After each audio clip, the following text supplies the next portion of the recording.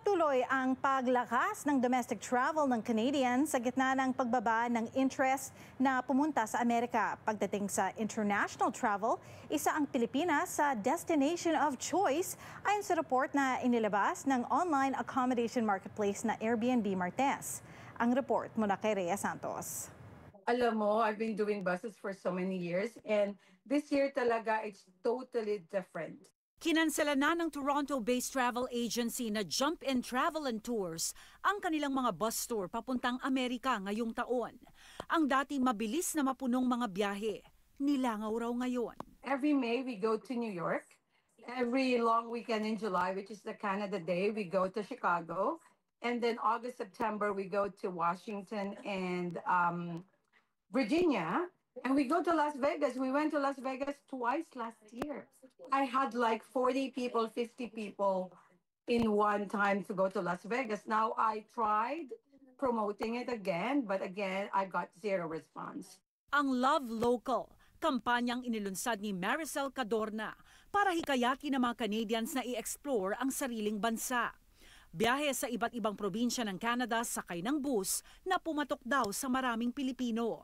We went to Prince Edward Islands for 7 days. We went to Banff for 5 days. And it's like, that's there. The Filipinos, I think, is in solidarity with Canada.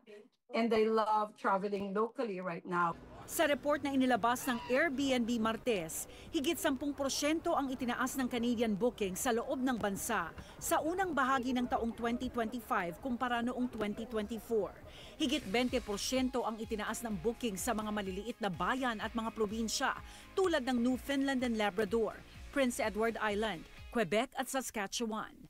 Pagdating sa international travel, di muna kasama ang Amerika sa travel plans ng mga Canadians ayon pa sa report. Halos doble ang itinaas ng booking sa mga bansa gaya ng Japan, Brazil, France, Thailand, Mexico, kasama ang Pilipinas. Crossing the border now is so different. Even though I say I would come with you, I'll be your bus leader. So you don't have to worry, I will answer the questions. But again, I think they're having second thoughts because of the different stories that I hear.